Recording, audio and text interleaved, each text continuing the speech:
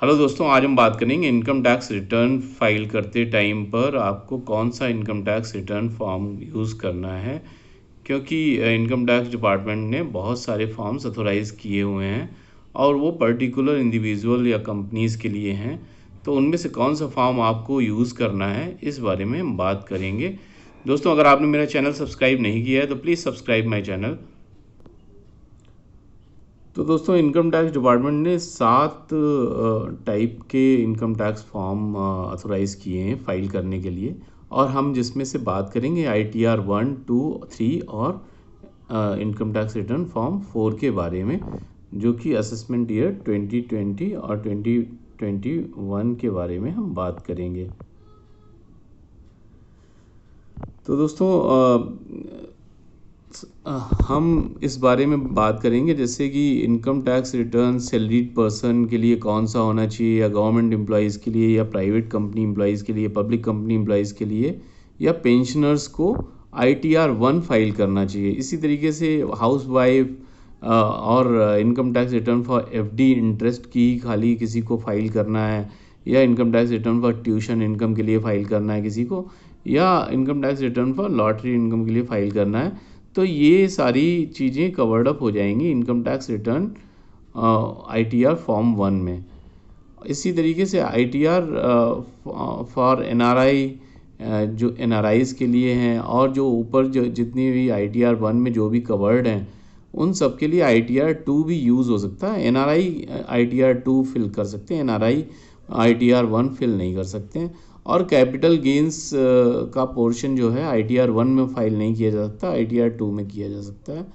और अगर आपके पास एक से ज़्यादा हाउस प्रॉपर्टी है तो आपको ITR 2 यूज़ करना पड़ेगा, ITR 1 आप फाइल नहीं कर सकते हैं।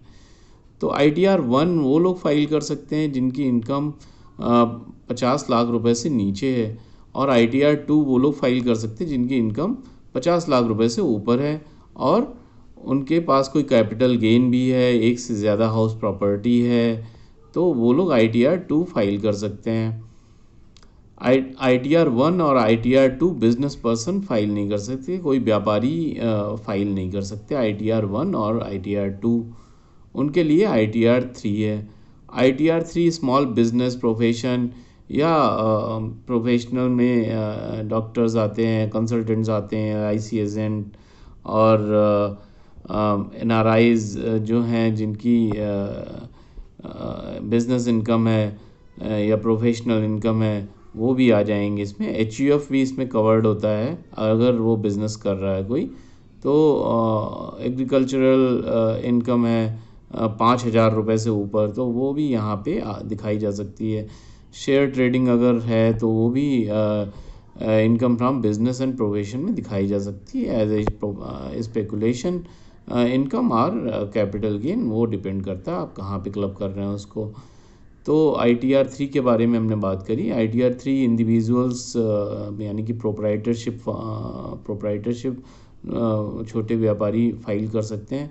इसी तरीके से ITR 4 दोस्तों पार्टनरशिप फर्म फाइल कर सकती है, HUF भी फाइल कर सकते हैं, और ऐसे लोग फाइल कर सकते हैं जिनकी बिजनेस इनकम है और वो प्रिजम्पटिव बिजनेस इनकम है, प्रिजम्पटिव बेसिस पे ले रहे हैं business income. Presumptive business income ये होती है कि अगर आपने प्रिज्यूम किया हुआ है कि आपका 1 लाख रुपए की सेल में लेट से 8% 8,000 रुपये की इनकम हुई है, और उस पर आपको टैक्स देना है, तो वो प्रिजम्पटिव इनकम में आ जाती है। तो ये तो हुई चारों रिटर्न फॉर्म के बारे में बात, और कौन से बिजनेस या प्रोफेशन इसमें कवर्ड हैं उस बारे में बात की हमने। अब हम देखते हैं इन पर्टिकुलर थोड़ा डिटेल में कि ITR फॉर्म जो है वो असेसमेंट ईयर 2020 और 2021 के लिए किसने यूज़ करना, थोड़ा क्लोजली हम देखते हैं।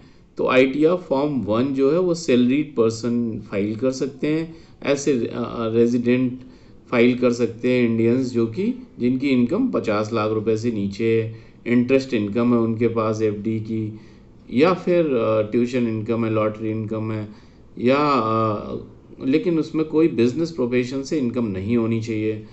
एग्रीकल्चरल इनकम अगर है तो 5,000 रुपये से ऊपर नहीं होनी चाहिए, हाउस प्रॉपर्टी है तो उसकी इनकम या एक हाउस प्रॉपर्टी से ज़्यादा ओन नहीं करना चाहिए। तो अदर सोर्सेज इनकम हो सकती है, जैसे interest on FDs, saving bank account etcetera. तो वो सारे आईटीआर फॉर्म 1 फाइल कर सकते हैं। आईटीआर फॉर्म 2 कौन फाइल करेंगे?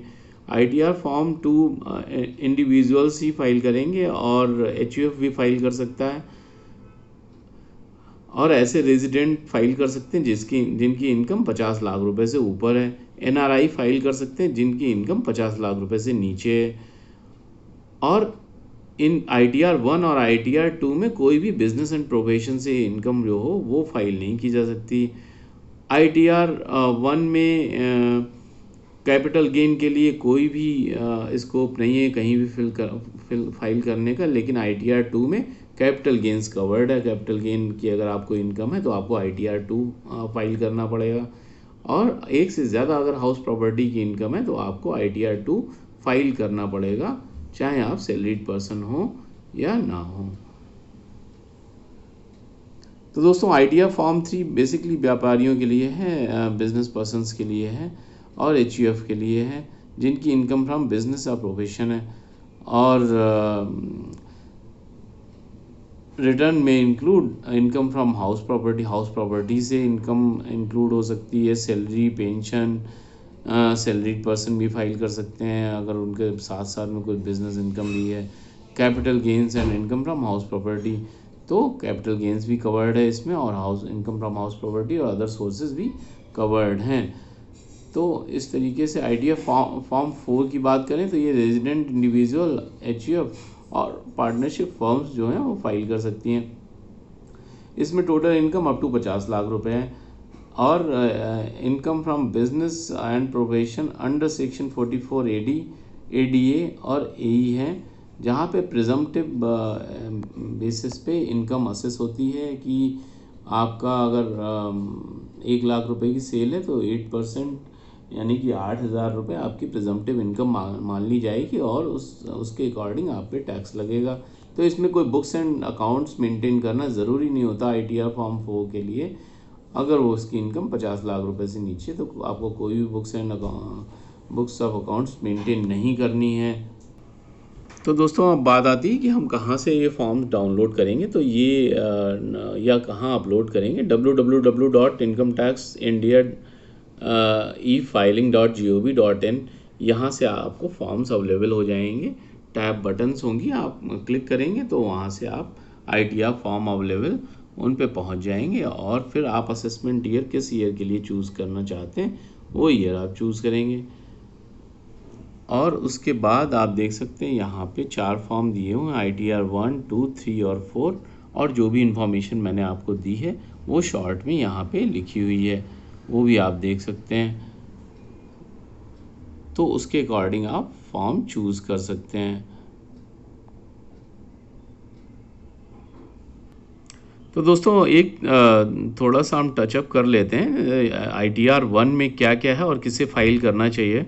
तो आईटीआर 1 में 50 लाख रुपए की इनकम जिसकी है वो रेजिडेंट इंडिविजुअल फाइल कर सकते हैं। उनकी सैलरी इनकम हो सकती है, और एक हाउस प्रॉपर्टी हो सकती है, और अदर सोर्सेज इनकम हो सकती है, इंटरेस्ट एक्सेट्रा, और एग्रीकल्चर इनकम 5,000 रुपये तक हो सकती है, और वो किसी कंपनी में डायरेक्टर नहीं होने चाहिए, और उनको कोई अनलिस्टेड इक्विटी शेयर होल्ड नहीं करने चाहिए। तो दोस्तों इसमें जो वर्कशीट होती हैं जो हमें फाइल करनी है वो वर्कशीट है आपकी पर्सनल